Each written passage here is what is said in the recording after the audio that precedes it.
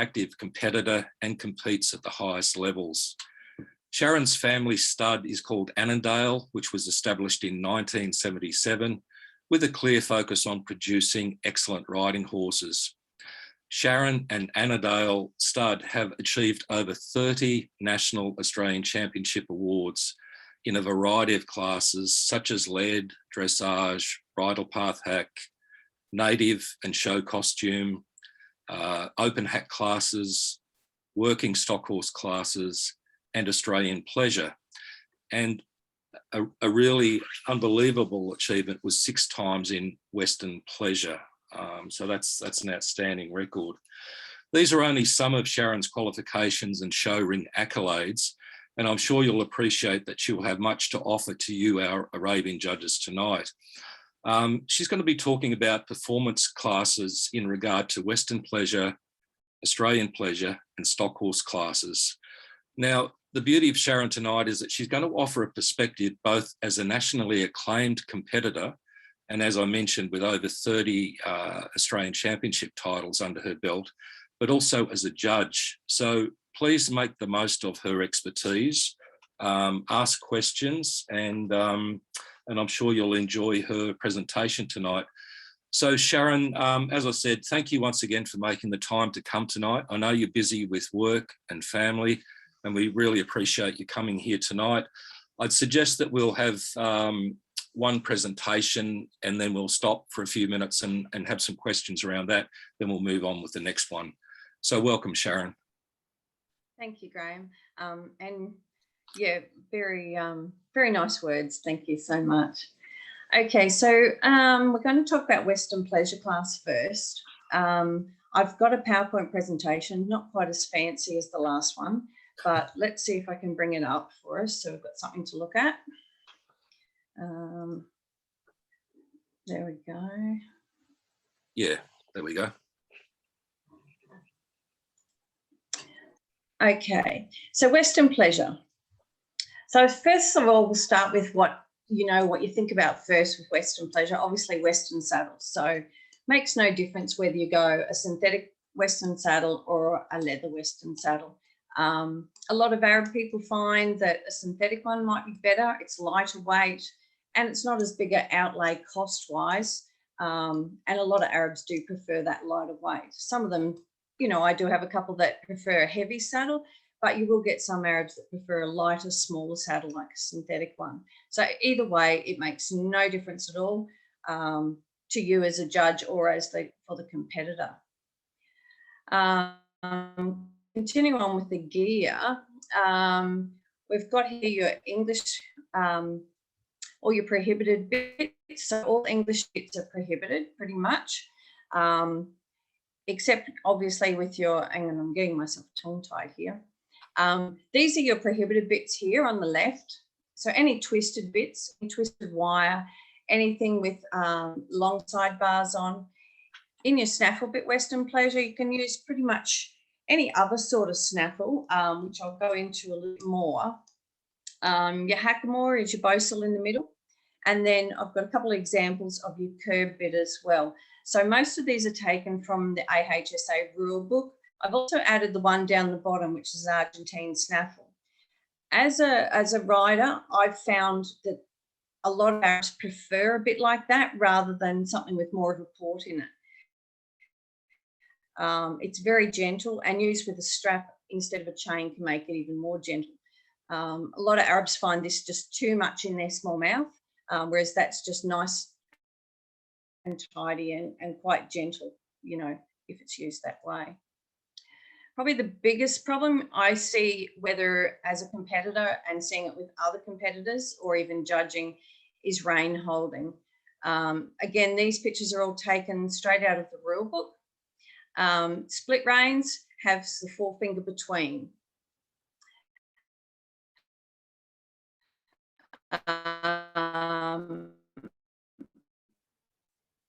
The Rommel reins is either way. Most times, if you've got a joint a bit, I'd usually go split reins.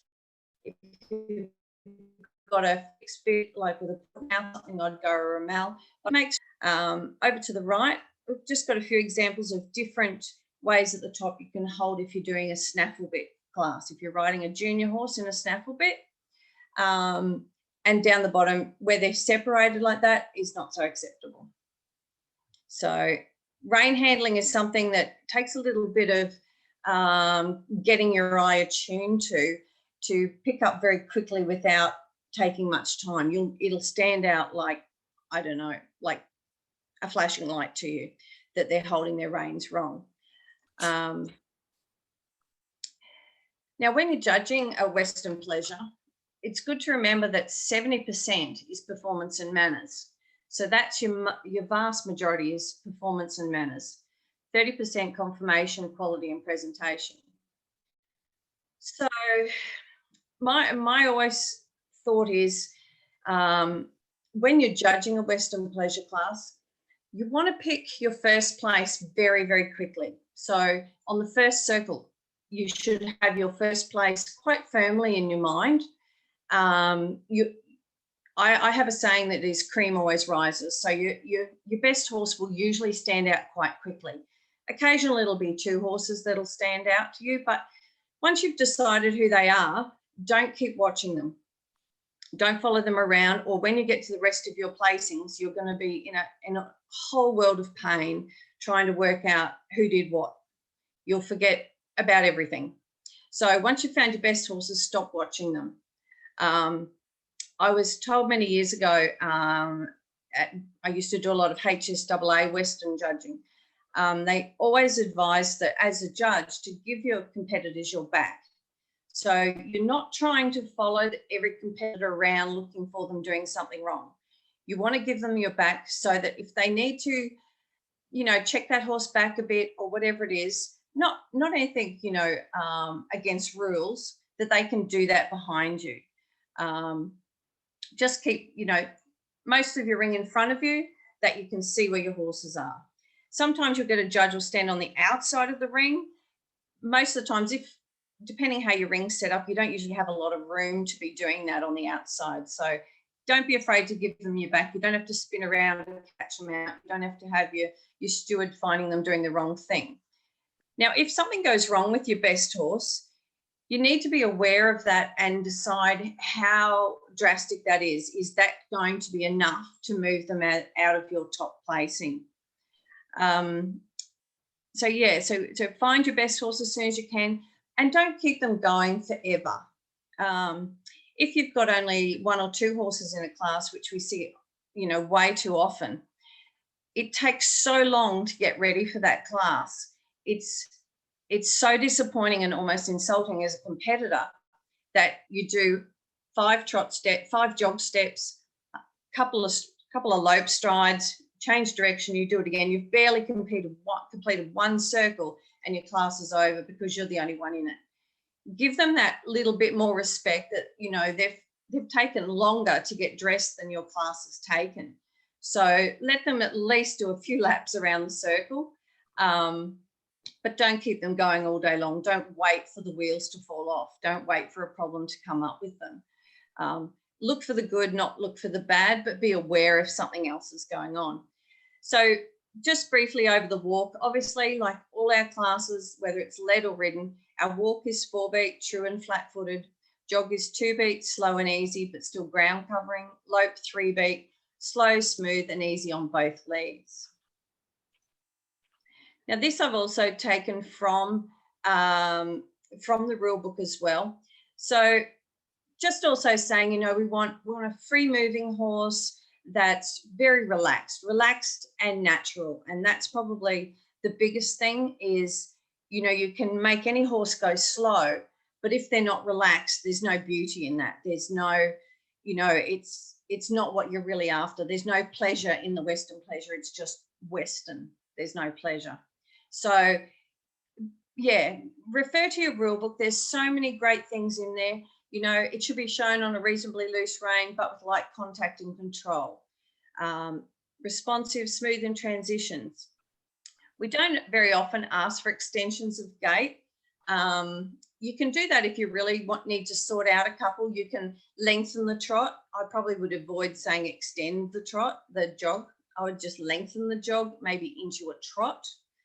Remembering also that they're not to rise whether they jog or trot, that they can either stand or stay sitting. Generally stay sitting. We don't want to have any rising going on. But the key there is that they're relaxed, their head's in a natural position. You don't want them too low. Quarter horses got way off track with their Western pleasure foot, and they still have, where the horses aren't travelling straight, they're not travelling, they're not true in their gaits, they're all sorts of issues. And quite often a lot of those horses don't even make it to be a senior horse in Western breeds now, because the training is so abnormal. It affects their joints and their bones and every other part of them. So what we don't want to see, certainly in a Western pleasure, obvious things like wrong leads, excessive speed, high head carriage, definitely bad manners, upsetting others, refusal to rein back. Other things as well to look out, open mouth. So you'll generally see open mouth if they were using a straight curb bit and don't really have the experience or the education, the horse or the rider, will cause more of your opening mouth, or that their chain is just too tight underneath. Sourness, tight reins, uneven transitions, inability to perform their paces. So if they don't, same as we were discussing before, if they don't walk, they're not performing the pace. If they're jig jogging in their walk, they're not performing the pace that we need. Breaking of gait as well. If my best horse, had one stride on the wrong lead at the strike off in his lope, then straight away fixed it, I would not have a problem if he's still my best horse. You want to have your placing sorted before you get to your rein back. So, you bring your horses in, you can bring them in at walk or jog. I like to bring them in at a walk they've quite often come from another class, especially at Arab shows. They're usually rushed, they've come from another class. So give them a few moments to walk around. Okay, so you can judge straight from the walk when they come in, and it gives you a good chance to see who's relaxed, where your quality horses are. Straight into the jog. So obviously smooth ground covering 2-beat, a diagonal movement. Look for horses that are walking behind and only trotting in front. We don't have that too much with the Arabs. I'd prefer a horse be a little bit faster than going too slow and losing the quality of that gait, of the jog. So if it's not keeping it as a 2-beat, then it's still not performing the jog properly. Lope, easy, rhythmical, 3-beat. We don't want any 4-beats. Again, some Arabs used to always be very prone to 4-beat, I would say. I might get shot down for that, but very prone to 4-beat. Again, I'd rather them that little bit faster to maintain the quality of the pace, to maintain that 3-beat. If they can't lope slowly, easily and naturally, then you're going to have to go a little bit stronger, not into a full canter, but a little bit more than some of our others. The horse should lope with a natural stride, appear relaxed, smooth, and be ridden at a speed that is natural way of going for that horse. So we've discussed that, how the head is carried, in a natural position. So we don't want it excessively low. It shouldn't be poll below the wither. Now they can be arched with poll at wither height, or they can be quite flat at poll at wither height. But we just don't want that poll too far down or too far up. So ideally we want to have it at wither height. Another thing, when you're on your circle, when we do our reverse and change direction, so a small circle to the inside, generally I'll do it at the walk because I'm not really mean to my competitors. But if you think you've got a horse that might be a little bit irregular, a little bit uneven, there's something not quite in its movement, you're not really sure of, then I will do a change of direction. I'll do a reverse and jog on. So through the jog, that'll show up quite quickly if there is a problem. It'll show up problem on 1, their steering and their control. 2, through their flexion, and also if there is anything, if they have any sort of soreness or anything else going on. So it's a really good way to sort out if you're a little bit stuck on your horses. In sorting them out is a jog, reverse and jog on. Now we went over the food, you don't do that. Yep, okay, let's go. So I hope that sort of covers the Western pleasure for you. The key one for me is relaxed and calm and natural. You want the horse to be a pleasure. The key is in the name of the class. It's a pleasure. It shouldn't look like the rider's working hard. It shouldn't look like the horse is just being held back. You know, it doesn't have to be reins flapping in the breeze. We still want a light contact, which you can do quite easily without having tight reins. So I think... Sharyn, we might jump in with some questions if you've finished yes, on the Western pleasure. Absolutely. I'm not sure whether Helen's got any, but I just wanted to touch on, we talk about having a head in a natural position, and I know where you're coming from. I get it 100%, but with our Arabian breed at times, we know they've got personalities, they like to look around, etc. Is it harder for us in open competitions with a Western Arabian horse? What are you finding now about the quality or level of training of our Arabian Western pleasure horses? Yeah, look, it's definitely difficult. Not too many purebreds can really hold their own and be competitive in open Western pleasures. A lot of the time, because it'll be under a quarter horse judge, a lot of those open breed classes, and they want the quarter horse style. So an Arab in a Western pleasure in an open class amongst quarter horses will stand out like flashing lights, like you've got a siren and a beacon. But, you just stay true to yourself and your own training on calm and relaxed, fairly natural in their head height. And, like I said, with so many purebreds, because, whether it's a stallion, whatever, that they're more cresty, they like to carry their neck in a more arched shape. So that's fine too. It's just a different style. Not all horses, not all Arabs, if their neck, it's how their neck is shaped and how it comes out of their wither and their shoulders will dictate how their neck shape will be, whether they can go longer and flatter and be more right at pole and wither height matching, or whether they are a more, a rounded one. But, you won't see that so much in open ones. I'd probably only go open with the one that's a little bit lower, a little bit flatter. Yeah. And you made a comment about you'd be more relaxed about seeing a little bit more speed than having the horse going too slow. Back in the 70s and 80s, I guess, when we first started to see a lot more Western classes, it was a class of who could go the slowest, but we've seemed to have got a bit more balance in regard to length of stride and what we're looking for. Can you talk a little bit about where we've come from and where we've got to today in regard to length of stride and that perception about having overweight horses that have their noses on the ground, which is my memory of the 70s? Yeah, look, it's definitely changed a lot, in the, the late 70s and through the 80s. If you rode an Arab, you rode in every class, and everyone borrowed a Western saddle and went in Western as well. And it was pretty ugly sometimes. Not all Arabs are made for it, Not all horses are made for it. They've got to have that predisposition for it as well. And same with the rider. You can't ride the same way you do an English class in the Western saddle and expect the horse to go like a Western horse. But yeah, it's definitely changed. It did used to be battle of the slowest. And we did used to get a lot of walking behind in the jog, forebeating in the lope. And it was just a pretty class for the winner. For the place getters, it probably wasn't so pretty because some of them could be pretty out of control. But yeah, I think, the trueness of the gaits is more relevant now than ever.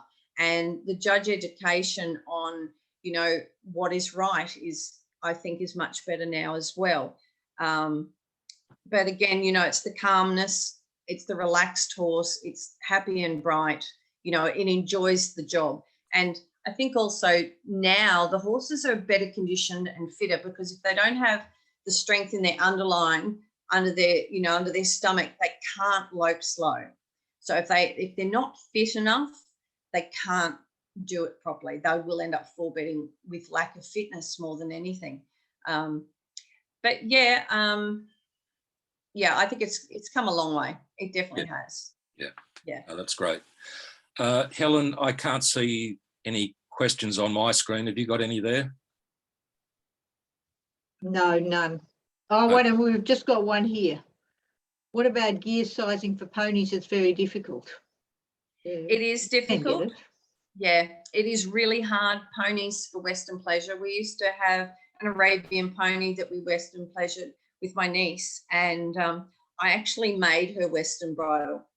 I had an old bridle and I just took to it with a Stanley knife and some dye and got some conchos and I made her bridle. I just destroyed a bridle and made a bridle to fit her. I had split reins. I had to get them shortened because they used to drag on the ground as well.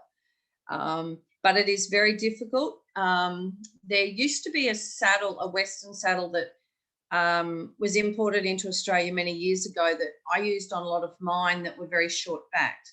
And it was great on a pony, and it had a leather seat, a leather horn on the front, but the rest, and leather skirt, but the main skirting and the fenders were all in cordura. So it was so light and so small, and it was a curved shape at the back skirt, so it fitted on the ponies, but it's very, very hard to get, a little saddle for ponies now. Very tough, but they're out there. But yeah, you just got to really, it's hard. It is hard with ponies. Yeah. Now, I just wanted to quickly go on to, how the dress has changed so much in the Western classes now with, not having to wear chaps. So that's just a personal choice whether you want to wear chaps or not. Old school, I'll always wear chaps, but if you're just giving it a go, coming into Western, just want to do another class, you don't need chaps. So that's a big expense put out the way that you don't have to worry about, let alone where to find them. Also is not having Western hats now, but having safety helmets instead. And that just takes a little bit of getting used to, but it's everywhere. We have to wear helmets in everything now. So it's quite easy to get all your clothes together for a Western pleasure now.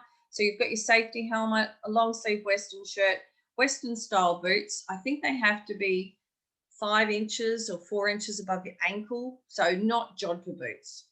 In the old days with chaps, you couldn't really tell, but you would be able to see that with most jeans. So jeans, they have to be full length, so not sort of halfway down their leg, not zips at the bottom, nothing like that. In the rule book, it also says tie or bandana and brooch. Been a long time since I've seen any of those in a Western ring, but they sound nice. You can wear long sleeve slinkies, haven't seen them for a while, vest or a coat. So it's pretty forgiving. Without the hat, it's all about the rest of the gear now that makes it really look like a Western class now. Yeah. Other classes you might get occasionally, I haven't seen for many years, those like your Western equitation. That just means basically a rider class in Western.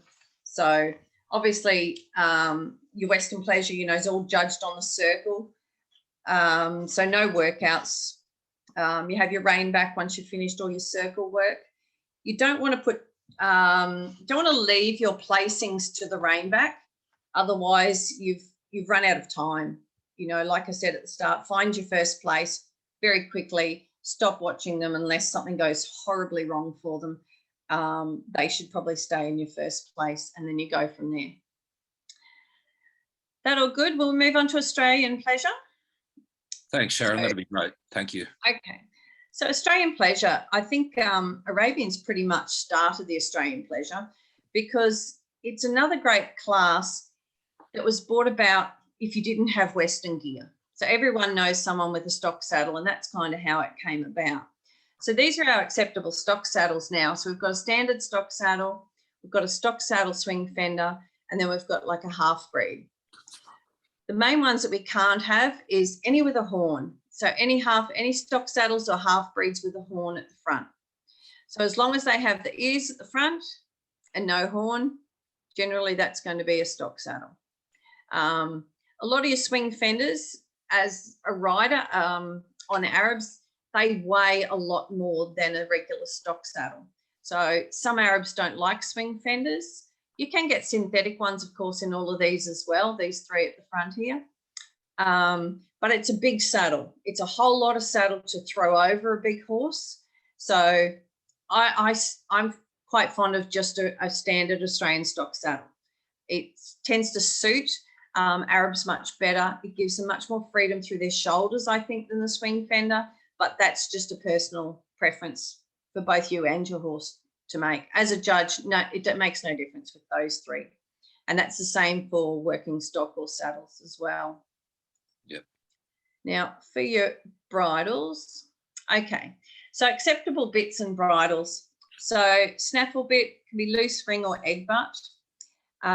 Your head pieces, you've got your Baku, you've got your twin head, or you could call it split head. You've just got your normal. This is more of an English bridle, but technically it would still be acceptable.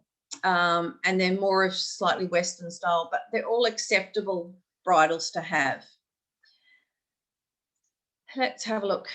Now, Australian pleasure, 80% performance and manners, and 20%, I can't add up, 20% is conformation and condition. So again, it's all about the work that they're going to do. Again, the key is in the name, it's a pleasure. It should be, you know, a pleasure to look at, a pleasure for the horse to do, and a pleasure for everyone. You know, it should make you smile when you see a good horse in Australian pleasure. It's educated, it's easy. Same again, flat ground covering walk, free moving trot, balanced, controlled, straight canter. You can lengthen your trot. That's quite nice in your Australian pleasure. Light contact to the bit all times. Judge both ways on the circle, ridden two-handed. So it's just a really lovely class. It's a great class for young horses as well, without the pressure of having to do a workout. Okay, well, I'll just go back to that Australian pleasure. Oh, it's gone the wrong way. Let me go back. So yeah, so with your Australian pleasure, great class, easy to judge. They just come in on the circle. You can bring them in a trot and then bring them back to the walk, or you can just start at the walk and go trot and canter again. Generally, I'd only choose one part of the circle for your lengthened trot if you want to put a lengthened trot in. Depending on your surface, your number of horses, and how they are all going. Obviously, if there's horses getting upset for whatever, if something else is going on nearby, I probably would even skip some of the lengthening if it's going to cause some sort of disturbance or a safety issue to some of the others. Optional things that you can have. So optionals are rowel or dummy spurs. Again, with your personal appointments. So not a stock hat now to a safety helmet. You can have jodhpurs or station pants, stockman cut trousers, or neat, clean, full length jeans. Black or tan short boots, long sleeve button down shirt and tie. And you can also add to that either a plain coloured or a tweed hacking jacket if you like as well. So we went through the saddles. So your standard stock saddle or a swing fender without a horn with a square saddle cloth. And a plain single rein snaffle bridle. So pretty easy class to compete in, pretty easy class to judge. Not rocket science, that one. Really nice. And it's a good warm-up before. It's usually on immediately before working stock horse. So it's a good chance for everyone to get their head into gear for Australian classes. So I don't know if anyone has any questions on that one, because that's a pretty simple little one. No questions on that one, Graham? I think we're pretty good, Sharyn, but the messages were pretty clear about a horse that's a pleasure to handle, that's free moving, as you say, balanced and controlled, that sort of thing. It's fairly self-evident. As a judge, have you? What are your bugs when you see horses coming into the classes? I guess they've come out of one hack class where they're probably up and on the bit, you know, and not relaxed. I guess it's more about a timing issue with some of the shows, and that horses are getting ripped around from one class to another. But do you have a bugbear as a judge? Look, you always want to have, like, I wouldn't want to have costume class immediately before Western pleasure and Australian pleasure, but it happens.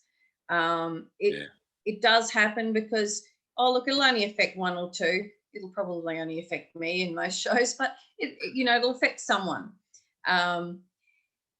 Some horses, my old boy Dakota, he would know what we were doing by the saddle and the bit. So he could go from a fast class, not that he was ever particularly fast, but he could go from a fast class to a slow class just by, he knew what the gear was and he knew what his job was. I did have one time where in costume class, I think at the championships at Tamworth, I always did native and show costume in a snaffle bit. And I really liked the look of a Western curve bit on a native costume. It just looks really nice. And so I decided I'd put my Western bit on my costume. Well, that was a big, big mistake, because he went, I've got a Western bit on. I can't go fast. I just can't go. And I've never had to really, most people that know Dakota, he's not full of energy at the best of times, but wow, a big mistake. So he knew that wrong bit, I just made the wrong choice, wrong bit. So they learn very quickly, but a lot of them do struggle going from a fast class to a slow class. And even with the 2 Australian classes, your working stock horse, obviously you want that after your Australian pleasure, not before. Otherwise, it's going to be a bit of a schmozzle. That's my word for tonight, a schmozzle. Okay. Right, thanks, so Sharyn. Thank you. That's okay. We'll jump on to working stock horse. So again, working stock horse, same as with the Australian pleasure, 80% performance or pattern work and 20% ability of rider and appointments. So that leaves a little bit for interpretation. Now, I'll just read that one out to you. As it's no longer practical to work cattle in the main ring, the aim of this class is to select a horse on its potential to work stock and a rider who can display the horsemanship necessary to perform the pattern, the workout pattern. A horse should display the ability to manoeuvre well enough to work and handle cattle. The horse should be light on its feet, well balanced and responsive, with no resistance to the bit, no anticipation, note or disobedience. All fast work asked for must be executed fast, subject to ground conditions. So obviously you don't want them falling over. That's not going to work. Confirmation does not count in this class. Failure to follow the pattern will be prescribed with a score of 0. Must be ridden two-handed, and they must always carry the stock whip through the entire class. So they can't just ask you to pass them the whip at the end. They don't come into the class all together. They'll come in one at a time. Some shows, they'll bring them all in at the start just to inspect them, to make sure that they've got all the right gear. But that's usually done more in your marshalling area. So the pattern it causes a great deal of stress to judges and competitors, the working stock horse pattern. And even though I've been doing it for 40 years, I still will look at it again and again and again, and I know what it is. So it's good to refresh that. Have a copy of it. If you're judging it, have a copy of it with you. You should always have your rule book anyway, but enlarge the page with your stock horse pattern so that if you have to, the competitors get nervous, they forget, they don't know which way they're going or what they're doing. So if they can look at something, that's a little bit of a bonus for some of them, because otherwise you'll find yourself explaining the workout nearly to every competitor as they come in. So it has the picture of your pattern and has a really good description of each maneuver in there. You can go through, and it's always best you can give scores out of 10 for each of the maneuvers. But like the last one says, flying changes must be attempted to attain a score. So very often you will see, especially with kids, will come out and they'll just do a simple change.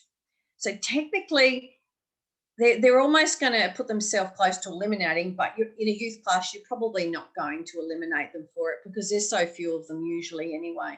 but they need to attempt the flying change. If in a youth class, or even if I had a youth in an open class, and I was concerned that they, you know, they might be riding what looks like a little pony hack that doesn't look like it's probably going to be a working stock horse, I would remind them at least attempt the change. If they don't get it, that's fine. They've attempted it. They're still worthy of scoring. So they'll obviously get very low for their flying changes, but that's fine. They've attempted it. Yeah. So that's all pretty self-explanatory. Your fast canters, you've got your smaller, slow figure of 8. You've got your larger, fast figure 8. Then you've got your runs and your turnarounds.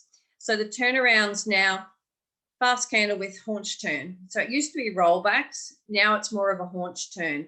Slight difference in them. So they're not really sitting right back on their hocks like a traditional rollback would be, which I think is better for Arabs, even though they can do it. A lot of the surfaces aren't really good enough, and it's too easy to injure your horse if you're going to try and really do a good rollback on a hard grass ground, you know, grass arena, or, you know, whether the sand's too deep, you need it really quite right. Now with your with your ground tying, that's something that you need to decide as a judge if the class and the arena is suitable to do that. You just don't want all your horses taking off on a ground tie. So be very careful if you're going to do a ground tie. Make sure you've got an enclosed ring, not just bunting. I wouldn't put my trust in bunting if they got a fright. An indoor arena, you're usually pretty right. They're only going to go to the gate if they take off. And it's usually fairly controlled conditions, but be aware. If it's a safety, again, you know, with all our classes, everything's got to be about safety to the horse and to the rider as well. Yeah, so a bit of common sense with your ground tie. With your whip cracking, so walk to the judge on a light rein while cracking the whip. Be ready. The amount of times in Arab working stock horse that the rider gets the end of the stock whip wrapped around the horse's tail is ridiculous. And most horses will jump forward really quickly, and the rider will throw the whip and it'll drag behind the horse, and it can go pear-shaped very quickly. So again, you know, make sure you're in a good position. Be ready. If they can't crack the whip, or they're not really good with the whip, they can wrap it around their legs, their horse's head, themselves, anything that's within reach, but definitely around the horse's tail. So just be aware that, keep your eyes on them, because they could be coming at you at a great rate with a tail with a whip wrapped in it. That's probably about it on the working stock horse.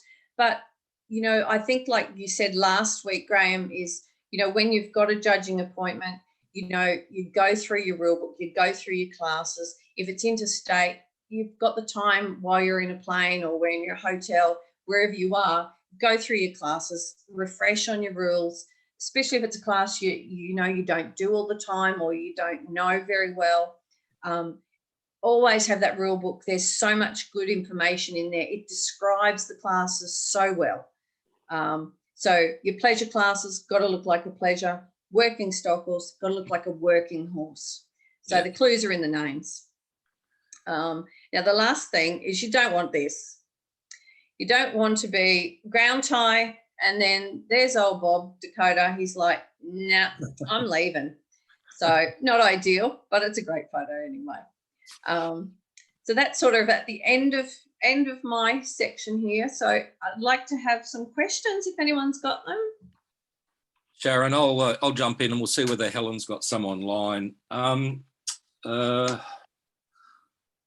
I just wanted to check a few things back to the pattern workout. You see a lot of horses that do all the fast work, then they do the rein back. Now the rein back can be either controlled or flat out dangerous going backwards. What are we looking for? Do you want a slow rein back? You know, what do you like to see as a judge? I don't want it to be laboured, so I don't want it too slow because it's still a working horse. And if you're out working cattle, if you needed to rein back, you'd probably be doing it with a bit of march about it, Yeah. You still want a good clean rein back in with diagonal legs. Not crazy fast, but you still want it at pace, faster than you would in a bridle path hack reinback or a Western pleasure reinback, because it's still, why would you be reining back out in the paddock working your cattle? Have you just stopped on top of a fence? Have you just ridden right up to a grid? Something, is there a snake in front of you? Whatever it is, you've got to be able to rein back quite quickly. Yeah. So as long as it's controlled, even and smooth, not that they're running away, you don't want them running away that they're scared of it, but not laboured, not slow. Yeah.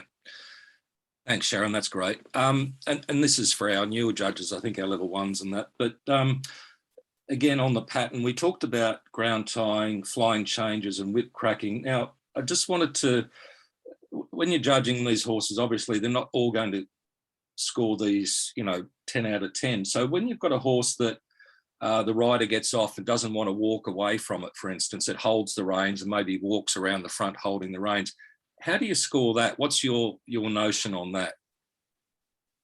Look, I think they know the horse is going to nick off on them, so they're just playing it safe. Obviously, in this picture, that's the first time he's ever walked off in all the years. He just went, yeah, no. Obviously caught me by surprise. Yeah. So what I was getting at is, say you've got a young rider, they jump off and they don't want to let the reins go, but they sort of walk around the front of the horse. Do you give them a 5 out of 10, or do you give them a 0 score? What's your take on that? No, because if you go through it, it says dismount. Hang on, we'll jump back here. So we've got dismount and lead horse forward a few paces at judge's discretion, ground tie. So, they have to dismount, they have to lead the horse a few paces. If they ground tie, they really need to let go of the reins to be a ground tie.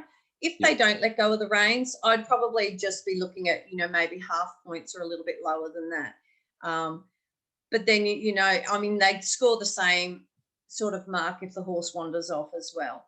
Yeah. So as long as they do the dismount, lead the horse forward a few paces. If you've asked for a ground tie, they're obviously not going to get a score out of 10 if they don't actually let go of those reins. Yeah, okay. They don't have to go far. It says 10 paces away, but, if they're starting to get the hint they're going to go, I'd rather 5 paces and you come back and grab them. Yeah. I've got a question here saying, do you have a preference in sparkly attire to a more Western working attire? Should this be considered in the points apportioned?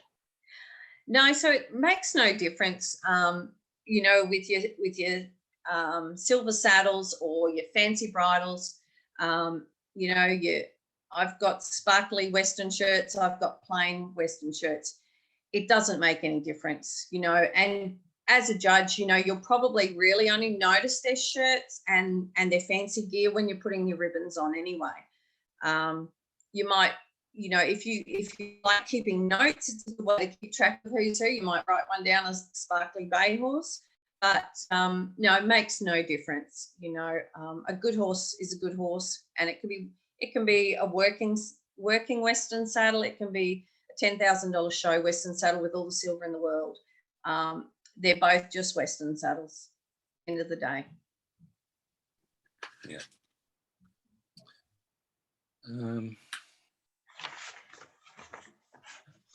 Right, Sharyn. Well, look, I just want to make comment that you made the point again about the rule book and reading that and having the pattern for the riders. I think that's a great message for some of our judges as well.